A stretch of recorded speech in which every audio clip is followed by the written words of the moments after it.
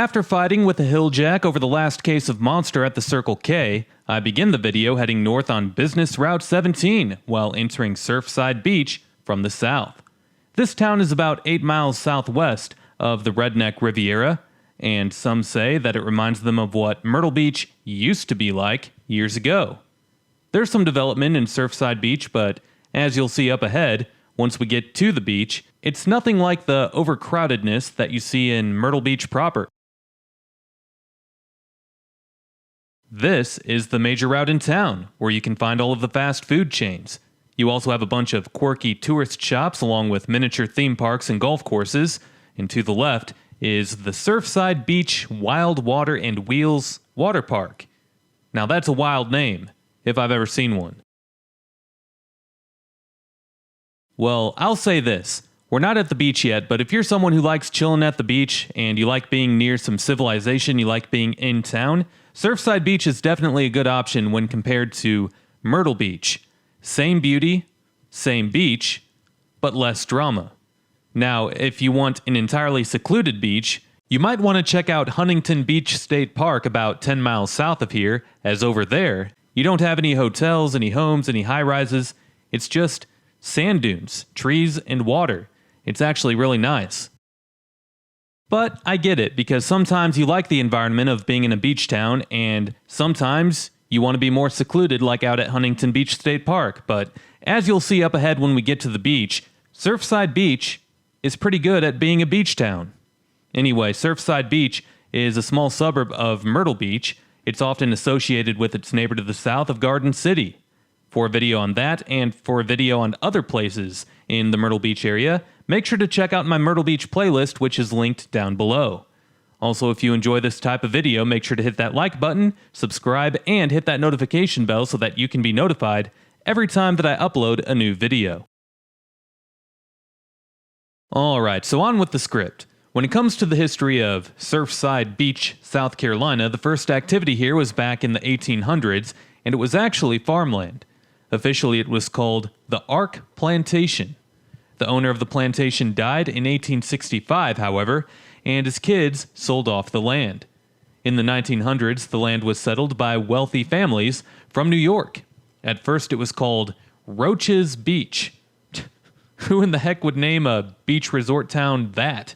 Well, anyway, the first hotel in town was built back in 1914, and in the 1920s, the property was acquired by a man named George Holliday, who renamed Roach's Beach to Floral Beach to honor his wife.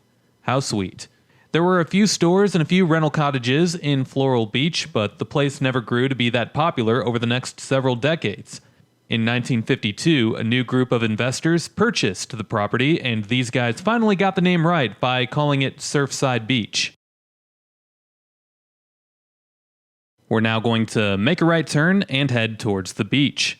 Moving on down the history timeline, in 1954 the town was destroyed by Hurricane Hazel, and it took a while for Surfside Beach to fully recover. Over time, developers slowly but surely rebuilt the town, and retirees, slowly but surely, started moving in. The median age of the current Surfside Beach resident is 51 years old, which is really high. For comparison, the median age for the United States as a whole is 38. Here you can see the population history for Surfside Beach, as it stayed around that 4,000 to 5,000 number over the recent census counts. Horry County as a whole, however, has been one of the fastest growing counties in the nation, as you can see the growth here.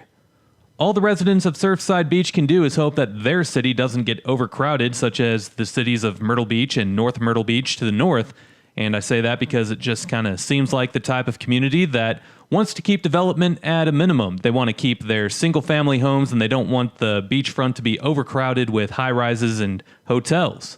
And I say that as the median age, once again, for Surfside Beach is 51, so I just have a hard time believing that this is going to see any kind of drastic change in terms of high-rises and hotels anytime soon, despite the surrounding Myrtle Beach metro area being the fastest growing metro area in the country.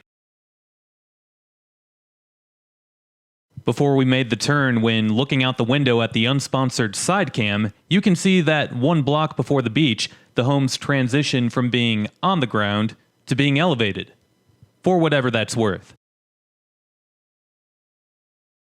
Well, as you're enjoying that observation such as I did, you'll see up ahead that there's quite a large hotel, but once again, they're far and few in between in comparison to what you see in Myrtle Beach, as most of it is elevated single-family homes. Well, today Surfside Beach is home to 4,100 people as of the most recent census count, and the median household income is $62,000 per year. 38% of adults 25 and older hold a bachelor's degree or higher, and the median value of owner-occupied housing units is $306,000, while the poverty rate is 9%. Those stats aren't terribly impressive, but they're pretty solid numbers when you compare it to those for Horry County as a whole. Now moving on to the crime rates, as Surfside Beach overall is a safe place to be. However, you might want to keep that brand new Kia Telluride at home, as the property crime rate is noticeably higher than average. And all these retired folks are trying to do is live out the rest of their life in peace on the beach. What a shame. You know, with the exception of a few cities, all of Horry County seems to have a crime issue these days. Hopefully it's something that over time can get under control, but with a slightly above average poverty rate for the region, however, it shouldn't be that big of a surprise, because usually when you see a high poverty rate for a city or an area, that usually results in a higher than average crime rate, and that's what we see here in Horry County. Also, when you talk to some of the longtime locals around here, some of them are worried about the area's future, as it didn't always used to be this way, but only time will tell on whether or not the area's crime problem will get better. Or, perhaps, it could get even worse. And now, it's that time, people. You can't always trust the weather forecast, and you can't always trust the free hotel breakfast, but you can always trust Chris's livability score.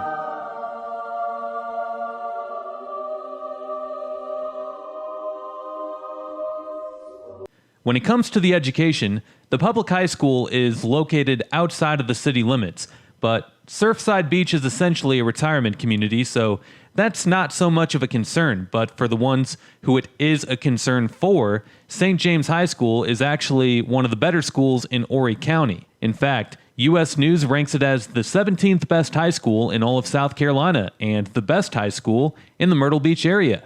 Education gets a 14 out of 20.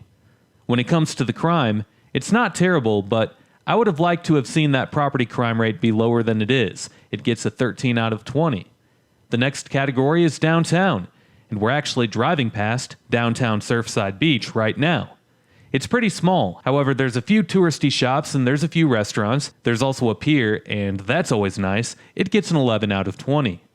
Economy is next, and most of you know at this point how I feel about the economy of Myrtle Beach. Outside of tourism, the place doesn't have much going for it. College grads don't have much of an opportunity in the area to advance their career paths, unless it's a job in the medical field or something like that, but you can have a career in the medical field anywhere in this country that you damn well please. Since Surfside Beach is wealthier than the average Horry County community, I'll give it an 11 out of 20. Recreational opportunities are plenty if you like water. That gets a 15 out of 20. The next category is history, and outside of the town changing its name 3 times over its life, there's nothing crazy special about it. It gets a 6 out of 20. Amenities are plenty in the area, whether you're chilling at the beach or you're cruising down Business Route 17, but the problem is that most, not all, but most of the amenities available here are on the low end, so it gets a 14 out of 20. If there are some more high-end amenity selections, maybe I would have given it a 17 out of 20. Well, the final category is cost of living. With Surfside Beach being on the beach in the ever-quickly growing Myrtle Beach metro area, the cost of living has been rising in the recent years, and that probably won't slow down until the growth slows down. Cost of living for now gets an 11 out of 20. When you add it all up, the Chris livability score for Surfside Beach, South Carolina is 95 out of 160. Putting it right in the middle for all of the cities that I've done this for so far. And putting it in third place for the list of cities that I've given the Chris livability score to in South Carolina. All within the Myrtle Beach area, of course. In the end, I thought that Surfside Beach was alright. I definitely like it better than Myrtle Beach to the north. However, if I were loaded and had all this cash to spend and I was looking for a retirement place along the beach in the Myrtle Beach area, I still think that I would head south towards either Murrells Inlet or Polly's Island. On my trip to Myrtle Beach, that's the area that I liked the most by far and away. But everyone has their own opinions on what they like, and if you're someone who wants to be in the city, then Surfside Beach is a great option if you really dig the Myrtle Beach area. And if you really want a high-rise condo over the beach, then go ahead and live in Myrtle Beach. All good. Well, with that said, I do end the video here. And if you enjoyed this video, make sure to drop a like, comment, and subscribe if you haven't already, as doing all of those things helps these videos destroy the evil monster that is the YouTube algorithm. Also make sure to hit that notification bell and select yes, so that you can be notified every time that I upload a new video. If you enjoyed this video, then you might enjoy checking out some of the featured playlists on this channel. Videos with amazing insights on other places like what you saw here can be found in my Myrtle Beach playlist, my South Carolina playlist, or in my Atlantic Ocean Cities and Towns playlist. Last but not least, if you can't get enough of me on here, you can always go follow me on my other social media accounts, and those links are below. We'll see you next time. Peace.